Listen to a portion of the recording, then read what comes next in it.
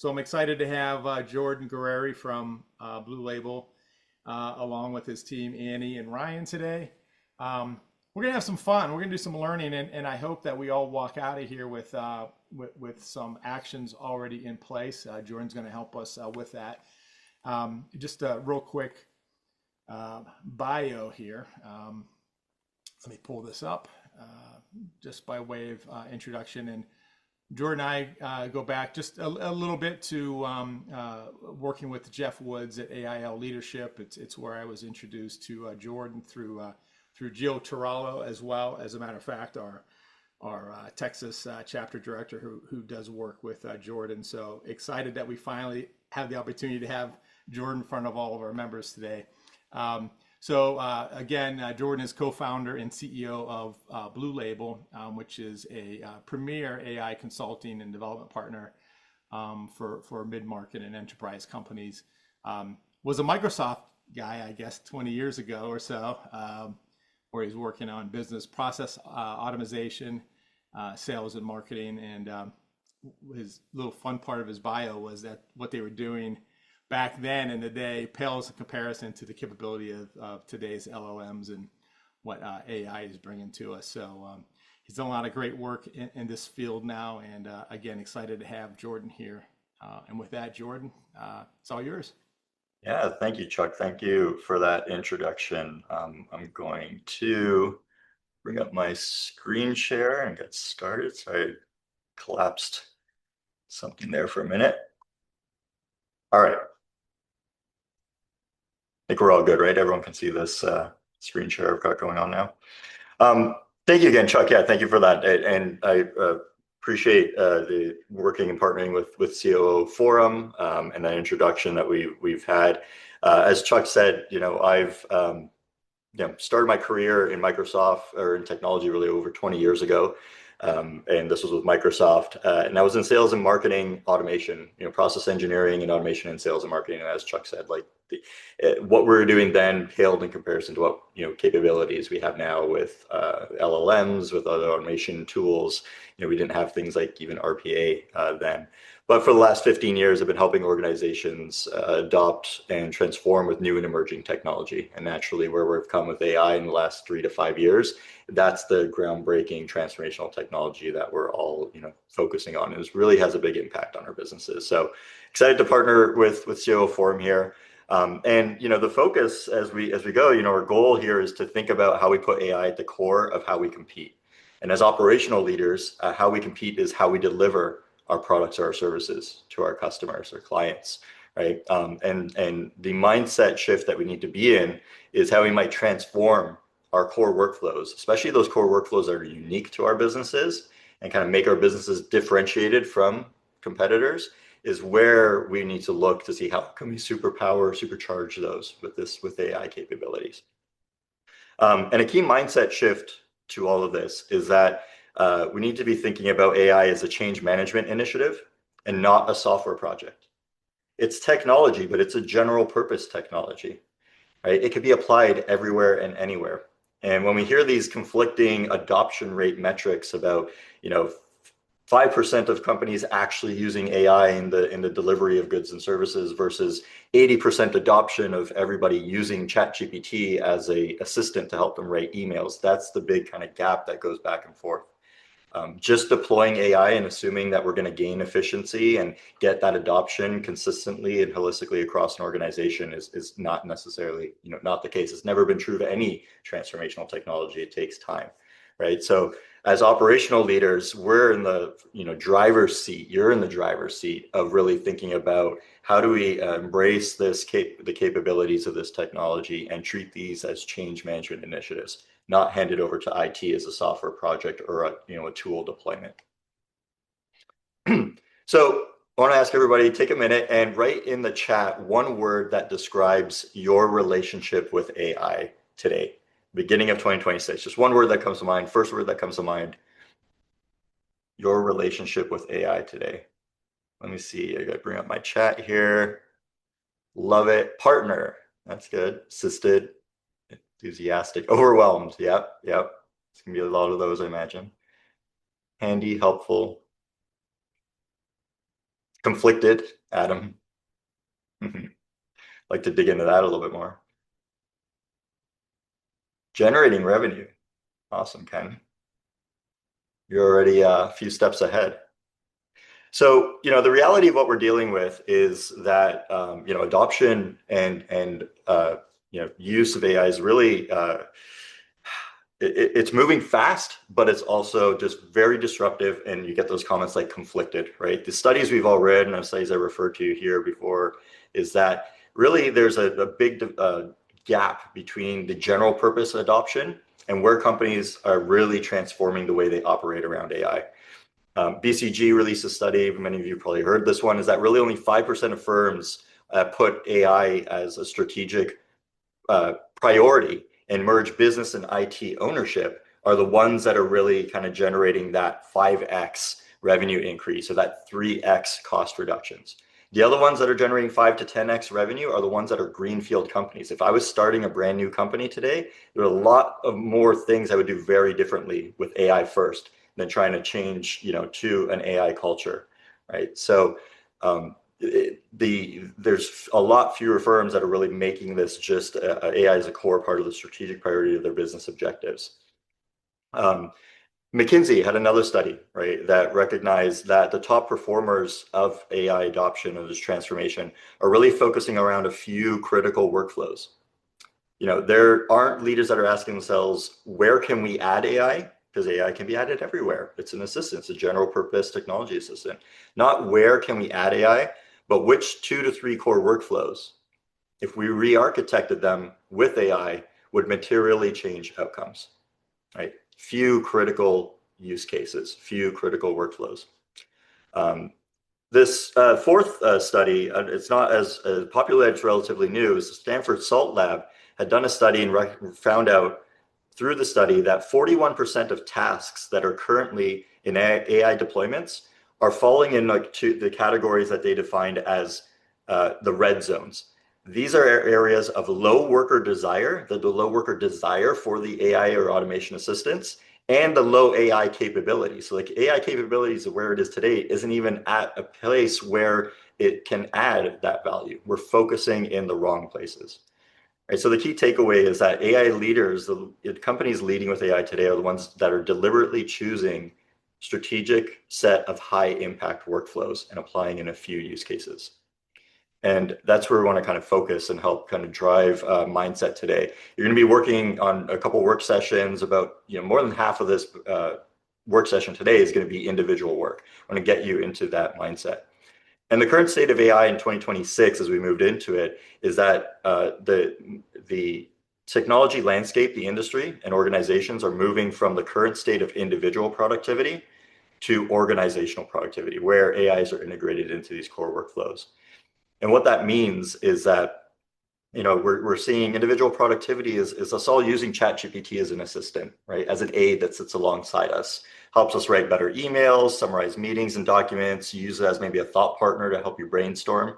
That's table stakes now. We all have access to that. That isn't a competitive advantage. But what is a competitive advantage is this transition to organizational productivity, where we're re-architect core workflows with AI embedded within it, within the steps there, right? And this might be like drafting and helping customers through a very complicated document-heavy onboarding process. Sales using very unique ways that they might do prospecting of unique accounts to be able to leverage AI to do that at a scale that they couldn't with human workflows. So our objective today is going to be to leave with a structured set of actionable plan for one core workflow. I want to give you the first step into re-architecting one of your core workflows that's unique to your business. Right? And we're going to provide a framework and a GPT that you're going to work with as AI as a thought partner to help you think through that, but you're in the driver's seat. And before we do, I just want to just quick introduction of my team who will be around to help and answer questions. I got Annie, our senior product manager at BlueLabel, and Ryan is one of our AI strategists at BlueLabel. And what we do, as Chuck shared in the beginning, we for 15 years, we've been helping middle market and enterprise companies with new and emerging technology. And unavoidable for the last 5 years, we've been really focused on helping these companies tackle these complex operational challenges and changes with AI. So we provide AI consulting, custom development. We're deep into the code. We're an engineering first company with half the companies with product managers and strategists, and really focusing on operational transformation. So in a few minutes, I said we're going to be interacting with AI as a thought partner, right? Just as think us and help us unpack one of our core workflows, and we're going to leverage our framework that will guide through aligning AI with business objectives first, right? Not AI for AI's sake, or not. We know AI can do this, but what are we trying to achieve for our business in 2026 going forward, and where can we put AI in service of achieving that goal? So our framework is this really a set of principles. It's an iterative set of principles. It really ensures that our efforts are actionable, that they're aligned with business objectives, that we're not chasing the wrong use cases, that we're not chasing shiny objects, as we saw from that Stanford Salt Lab. And we're focused on measurable business value early and often. That's really effective and really important for change management of this kind of new technology. So in the first of the 2 working sessions we're going to start on, we'll be focusing on aligning AI in service of those business objectives, right? Not AI for AI's sake. This had to do with the pre-work that Chuck and the team sent out. They asked you to think, and it's perfect timing for the beginning of the year, right? Like, what do we need to accomplish? And you as COOs, what are you accountable for this year, right? In moving the business forward. Not about AI, not about where you're deploying AI, but what are you accountable for the business? Right. And so this next work session, we're going to focus on that, aligning on the strategic alignment for AI. Where should AI fit in? And unpack a core workflow that's really critical to achieving that business objective. Again, don't ask or say, well, I need to deploy AI. It's like, what do we need? What workflow is really critical to me achieving the business objective for 2026 or into the next over the next 3 years? And we're going to take a guided with the AI process mapping exercise to uncover the pain, the efficiency, the bottlenecks, friction, in those core workflows, which are the ripe areas for interacting, for re-architecting the workflow with AI or other automations. Before we get into it, I want to share kind of what this looks like via case study. And this is derived from a client of BlueLabel's. We've been working with this manufacturing company for almost a year now. And they're kind of very far along in their transformation journey. But when we started with them, what this looked like for this company that's over 50 years old. This is a multi-generational, family-owned manufacturing company. They're on their 3rd generation of ownership. The 2 brothers now own the company and operate the company. And they came to BlueLabel. They said, we don't know technology. We don't know AI. They're still on very old versions of ERPs and whatnot. But they know that this is a transformational technology. And they told this story. They said, it was their grandfather who brought in the CNC machine and changed their company, forever. That really kind of set on the trajectory to be a national leader and expand internationally. And they see AI as their version of the CNC machine in their generation, as brothers taking on leadership. They don't know the technology yet. They're looking for trusted partners, but they know they need to figure out how to adopt this in the organization, and not just as how do we use it individually as individual productivity assistants, but how can we use it to help us move, change the way we operate. So for them, their competitive advantage was 24-hour turnaround of what they manufacture. They manufacture a critical, let's call it a widget. I can't share too much about the company, but I'm sure that everyone has something on their desk that, if they touched and felt this is an outcome of this thing that they manufacture in a 24-hour turnaround for brands across the country, and now as they expand around the world. But a 24-hour turnaround, their competitive advantage is that, but as they grow internationally, it's being constrained, right? The challenge to do that. The machinery, the manufacturing process is already optimized to turn that around 24 hours. But what they found in the process mapping is the critical bottleneck is in the order workflow, is in the orders that come in from customers and how those get to the machines and how they get to the machines to be able to produce that 24-hour turnaround. There's a lot of, in process mapping, they uncovered there's a lot of tribal knowledge locked up in a few retiring customer service representatives. So they're relied on the time to answer, unique questions or vague order details that come from customers in various emails. So the machines are optimized to produce, but the drag is really in getting the order to the machines. So what they uncovered and what they needed was what we uncovered via kind of the first pilot was a knowledge assistant based on the documented SOPs that they had. 40 years of documented SOPs. It also sits with one representative that's been with the company for 40 plus years that is on the verge of retiring or on the way out. And what they needed to create was instant access to the documentation and the knowledge retained in these veteran individuals to everybody in the organization so that they can scale. So the key mindset here, as we get into this first working session, is going to be think about AI, aligning AI in service of your business objectives for 2026 and into the next couple of years. Not what you want to do with AI, not that you need to deploy AI, or not about a cool tool you heard about. What are you trying to achieve as a business? And remember, this isn't a strategy workshop, so I think those who may be coming in with already something in mind, that idea prepared, you're going to be able to get a bit of a head start. But it's also the beginning of the year, so I imagine that this is top of mind for everybody. Like as a COO, what am I accountable for this year to drive in the operational efficiency of the company? And when you think about the process mapping, as we saw in the case studies earlier, AI leaders win by deliberately choosing a strategic set of high impact workflows. If you could think about the core workflows that are unique to your business, focus there, because that's where your competitive differentiator lies, right? If you can technology empower that workflow with AI, you're going to make it harder for your competitors to compete. If we focus on workflows that are pretty generic, like hiring or accounting, sales and marketing, we all have access to the same great AI tools there, right? And there's probably some great, we're all going to kind of reap some of the benefits that come with that AI automation. But are there things that are really unique to your organization that's going to create more of a competitive advantage? So as you work with the AI, as you work with the GPT, things to think about as you interact with the AI is like what critical workflow or what workflows are really critical to your competitive advantage, and interact with the AI. Don't take what it's giving you as a final thought, challenge it. You know your business well. It's there as a thought partner, but you're in the driver's seat. So we're about to take about 20 minutes. We're going to go into some deep critical thinking individually. We'll play some music. We'll give you access to a GPT that you'll use. And you're focusing on your business here. If you have questions, put them in the chat or whatnot. I want to remind everyone, we only have an hour, an hour and a half together. We're going into about an hour and 10 minutes now. It's okay if you don't get 100% through all of this, right? You're not going to solve all your operational problems in just 20 minutes. It's about equipping you with a framework for this systematic, AI transformation. And another reminder is that, the AI may make suggestions for every question it asks you. You don't need to pick from those responses. You can choose your own. You can challenge it. You could ask it for other ideas or ask it to explain something more.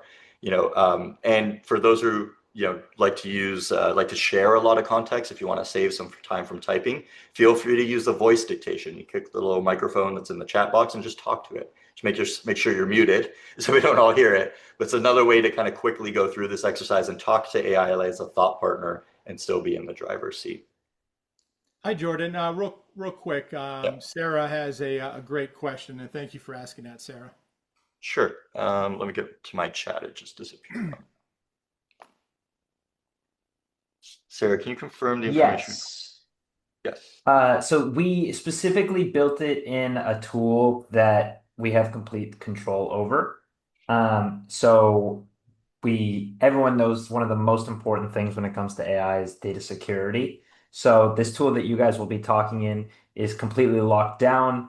The external companies aren't using it to train. It's completely locked down in our environment, and we won't be using it for anything outside of this. Yep. Yep. Thank you for chiming in, Ryan. Yeah, we won't be training or using any of this information. It is locked down. The tool is using our enterprise license of ChatGPT, so it uses ChatGPT 5.2 for the reasoning, and you'll be safe there. I know there are some power users that we know that there's some power users that like to kind of take the exercise and bring it into their ecosystem. So on this link that we're going to share here, I'll paste it now in the chat. You just pasted it, Oh, you Jordan. pasted already, Annie? Thank you so much. Yeah. If you go to this page, you're going to want to click this first link, COO Agent Forum, right? And that's going to bring you to our agent. If it's the first time visiting this, then just register a new account. Just put in an email and a password. That's the only step to go. You won't need to create a profile or anything like that. And you'll be able to come back to it with this. Again, if you're a power user and you want to kind of take yourself into your LLM, the raw prompt is available here. You can take that and use it later as well. We do encourage you to use the agent, at least today, because the agent is tuned for this workshop. So it's gonna stop when we're supposed to stop and kind of debrief and then go into the next one. And it's gonna be a little bit more guided than just taking the raw prompt. So really encourage you to use the agent that we've built here for this workshop. But if you feel really the burning need or desire to go into the prompt, it's available to you here at the bottom. We're going to make this page available also after the workshop, so you'll have resource access to the deck that we're going through, as well as the links to each of these, to the prompts in the tool. Okay, so we're going to put a timer on. If everybody can stay on mute, if you could turn off your video, you could keep it on. We'll be in the chat. We'll be monitoring if you have questions. Annie's going to play some music and share on the screen. Just let us know if you need any help. When you get into this page after you register, it should take me right to my page already. You're just going to hit this button, go to COO Forum. Right, that's going to start the exercise for this first work session. And there'll be one more click that says begin workshop. Is there? Yeah. Yeah, right there. Okay.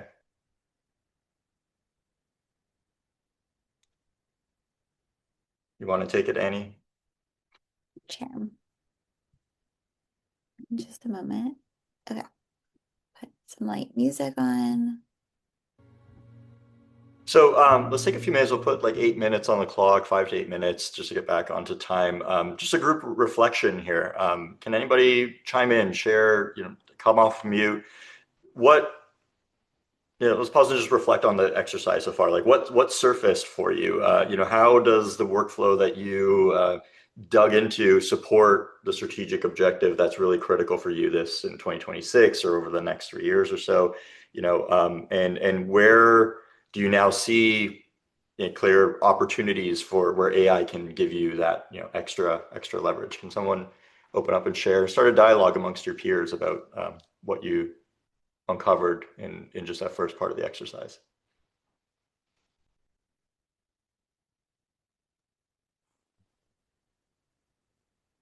Hi, this is Chris. Hey, Chris. I thought it was incredibly useful to help flesh out exactly the process that we're trying to improve. Just taking a step back, we need to get better at something that we've never done before, or we've done very inconsistently over time as an organization. And so making sure that we're detailing every step of an imperfect process without judgment, I think allowed for a better analysis of opportunities for improvement.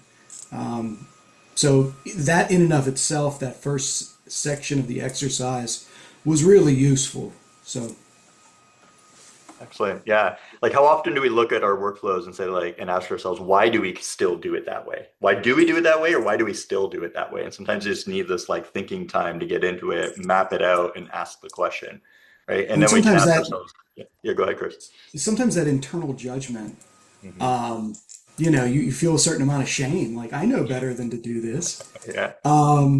That can slow you down in the actual repair of something. And this exercise really helped with that. Mm-hmm.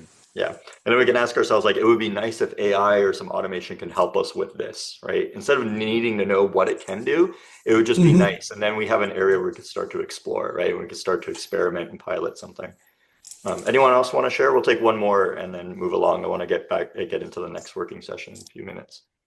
It was helpful in the scope discussion for me, just to sometimes we try and boil the ocean and just getting down into what the real core issue is that might be the most effective. But it gave a good thought process behind that. Nice. Daniel, can you share a little bit more, specifically what was that workflow, or what was that core bottleneck that you uncovered? Yeah, well, I think what we have, we want to automate our review of deposit opening accounts. Mm-hmm. And we have a list, a static list of things we're looking for, and also and our bankers are manually checking the work today, and it really lends itself for an AI. But I think what made me start thinking about is what was the core issue? Is it the review process, or the real issue is how do we have less touches with the customer and the turnaround, which lends itself not just to the review process, but the origination process, so that we are originating with less errors or no errors versus reviewing and then going and fixing the errors. So, and there's a couple ways those are two whole different approaches when we look at that. So, it may have changed the scope of what comes first in our process, honestly. Yeah, that's interesting. And like I heard you say, like what comes first in the process. We tend to think we need to re-architect the whole process from soup to nuts in one fell swoop, and that's disruptive to adoption, right? And I'm hearing you, Daniel, say that there were more than one place where there's a little bit of that friction. There's some on the customer side, there's some on the internal side, and it's not about not doing both. It's about like what sequence. Where do we start? Where are we going to unlock initial value immediately, short, quick time to value? And start to see that impact, so we can open up free time, free resources to then go back to the process and tackle another area.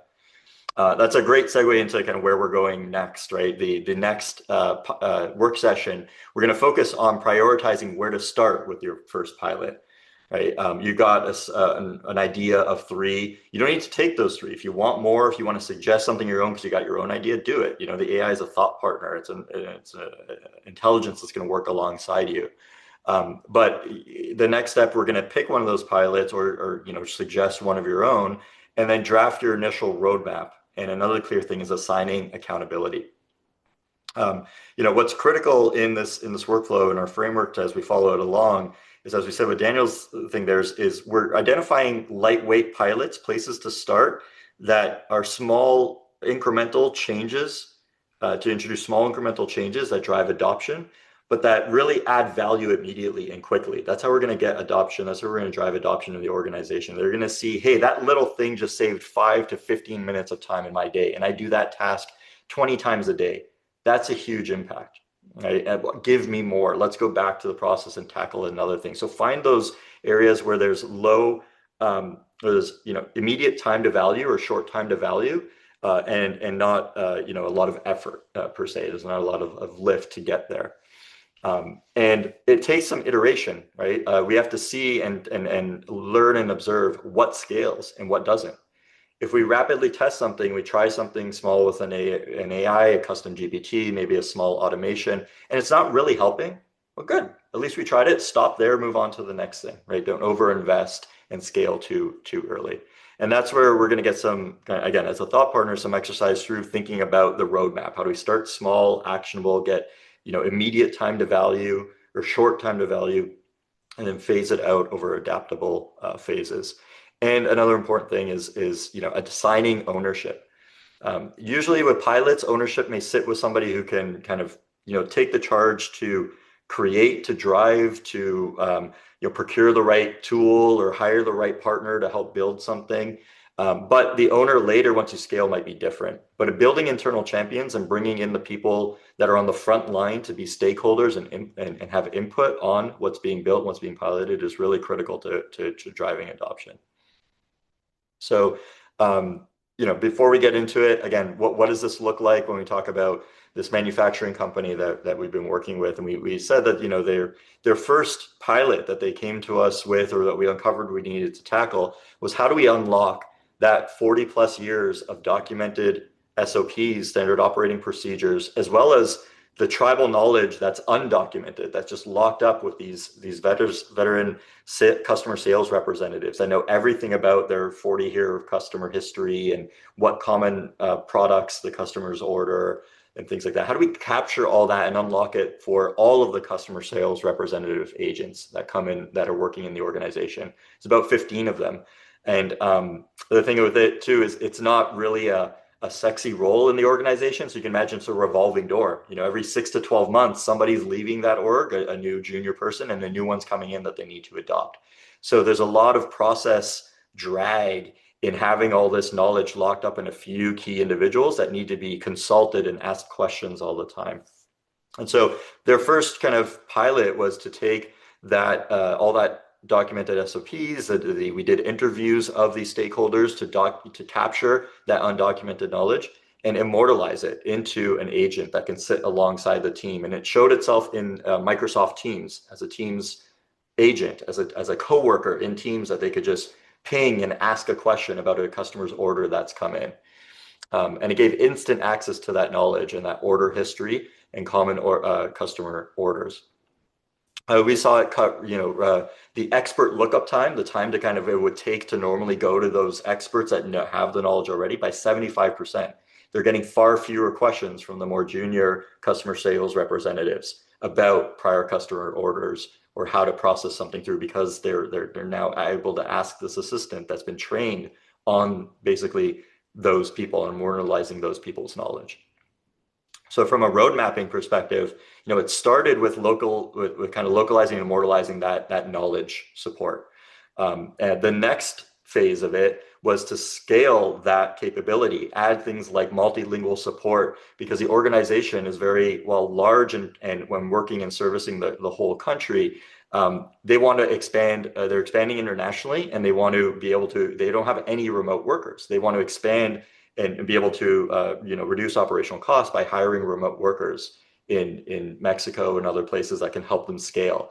And so now that they have all this knowledge in an agent, it's really easy to make that agent be able to interact with people in Spanish or in other languages.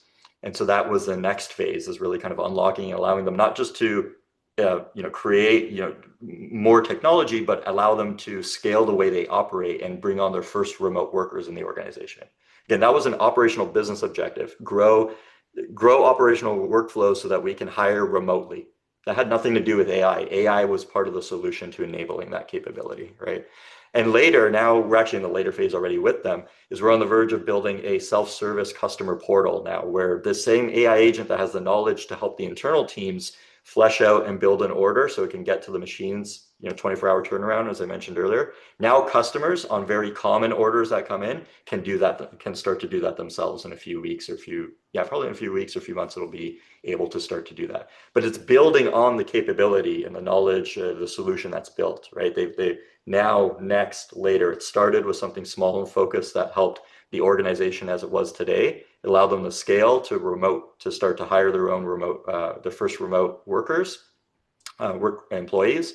And then now it's scaling to actually allow customers to interact in a natural language way and get that support that they would normally call in for, send an email for directly via the customer portal. One of the things I love about this case study too is just the name of the agent was named after the customer service representative that's been with the company for over 40 years and is retiring. She wanted to retire. She hasn't been able to. She's so loyal to the company. They released this in the spring of 2025. It was, I think, September was their company meeting. And they celebrated by releasing the name. It was under a code name for a while, and they celebrated by releasing it and naming it after her so that she could finally, transition her workflow and kind of take a step back from the organization. So it's really there's a great story behind it as well that I love to share there. So as the next exercise, we're going to get into kind of picking that rapid experiment and unpacking it a little bit and saying, we want to focus on something that's going to be, high time to value, very quick time to value, and low barrier of entry to get work to implement. And the important thing is to think about what's the fastest way to prove value without committing to a really big build. And what's a clear yes that's really going to add, this is going to unlock time, this is really going to contribute to our competitive advantage. And there's things that are going to be considered, that need to be considered there, like access to data, the accuracy, the workflow fit, and how that moves into the organization. So to get a little bit of a change management or a playbook for how to start and roll this out, and who to assign ownership to, and call out as key stakeholders and champions to help along the way. So again, we're going to take 20 minutes. Let's do 15 minutes for this. I'm going to check and see how much time people need. In this part of the exercise, the AI is going to do a little bit more work for you. It's going to be more about you kind of answering or guiding and helping to prioritize things. So we should be able to take 15 minutes for this exercise to be able to have 10 minutes to chat about reflections and close up. So you'll go back to the same chat and just continue from step 3 with the question that it asked you. Annie, can you put 15 minutes on the clock? It's amazing how quickly time flies. About 10 minutes left, but we have about time for like one group reflection. So like I said, we're not intended to get through everything today, but to give you the framework and the tools to come back and unpack this. This is also an iterative exercise, right? There's multiple steps to a process that you want to tackle, but can we get one share? Like what came out of this? What do you feel like is the most important next step, for success in the next 30 days?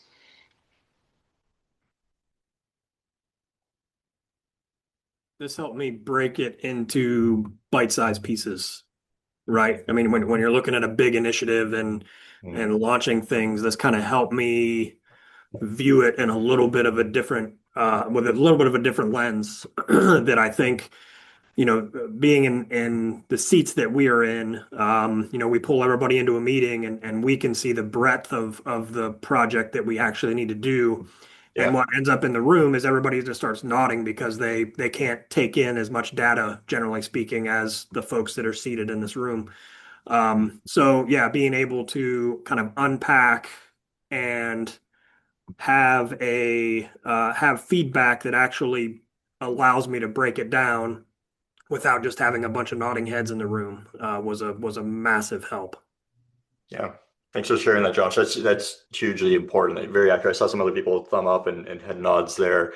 It's interesting, like you said, and observed. We can see the future state that we desire, right, or that we're aiming for. But how do we unpack that into smaller, adaptable chunks? And how do we also not get too attached to that future state? Because in smaller chunks and executing the direction might change a little bit. And that also helps with the change management and the adoption. One of the key points in kind of this next step of like this, how do we, path the deployment, is we take these early learnings, we capture what's working, we scale it, we have to clarify ownership, and ownership might change along the way, right? Josh, in your example, to start this, the champion might be one person in part of the organization, but as it evolves and as it grows, as it scales, that ownership and that champion might change over time. Right, so we start with small focused pilots and we capture what's working before scaling and build on them incrementally. And with this adaptable roadmap, we're thinking about it in a dynamic way. Each phase's success informs the next phase's priorities. And that also informs ownership and accountability. As you might point out, right? Who owns the initiative during the pilot phase? When you're just testing, and trying to validate, can AI help us be more efficient in this space? That owner, that champion might be different than the person who owns it once the validation proves true. And we say, we need to scale this. It's different to go validate a pilot with 2 to 3 people in the organization and then need to scale it for 10 to 20 to 50 to 500 people to be able to use that same thing reliably, consistently, and accurately every time. Ownership to scale might be very different than ownership to prove the viability of a pilot. So I want to give 5 minutes back to Chuck to wrap up. But before we do, what we're doing here is a great time of the year to do this is where you've kind of got a playbook, your first playbook to execute on, right? This is just one. This is an iterative process. We weren't here to solve, all the problems today or come up with something that's maybe not, hopefully something is immediately actionable, but you have a framework that you can come back to identify where else in the organization you can unlock this transformational productivity with AI. And if you remember from the studies at the beginning, all the studies are different. They're throwing out different numbers, but one of the common threads in all of them is that AI leaders are winning. The companies leading and winning with AI, those 5% or 10%, depending on the study you read, are the ones that are deliberately choosing a strategic set of high impact workflows. Right? So they're looking at organizational wide productivity, not deploying an AI tool to the company and having individual productivity use. That's important, and enablement and training there is important, but everyone has access to that. true leadership and breaking away is coming from those deliberate choices in high impact workflows and embedding AI and automation into those workflows. So I'll hand it back to Chuck to close it out for us. Yeah, just a quick question, Jordan. Yeah. If we want to maintain access to the work that we did today, and I know one of the questions from Sarah was, will the information be deleted? How do we gain access to the work that we perform? Yeah, good question. So actually, if I share another part of my screen, there's two ways we can do this. One,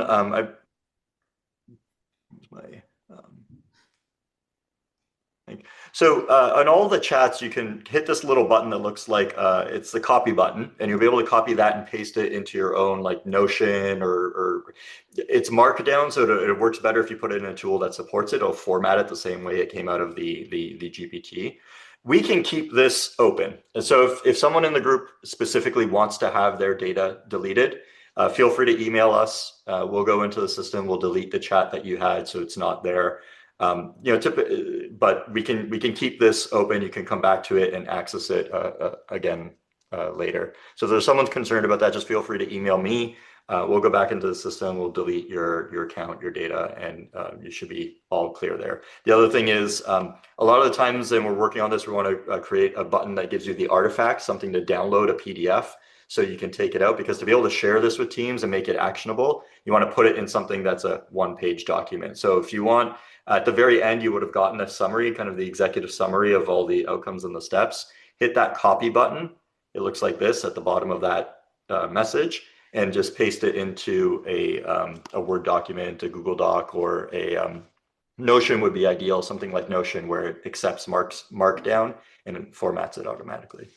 Wonderful. Thank you for that. And so just so everyone knows, everyone that attended today will get a meeting recap. We'll include Jordan's contact information so that if you'd like your information deleted, just please reply to Jordan that way. I assume there's going to be some deadline where it's all going to be deleted at some point in the future. So if you have the opportunity to download your information, that would be great. Everyone, if you would, please thank Jordan. That's a round of applause. You come off mute there and just give there we go. We got some silent clapping going too. That's great. Also, thanks to Annie and Ryan, and also especially Fiona for helping to set this up today. This was wonderful. Yeah, we'll be in contact, Jordan, for sure, to figure out how to do more of this. This was Absolutely great. I hope everyone found great value in it.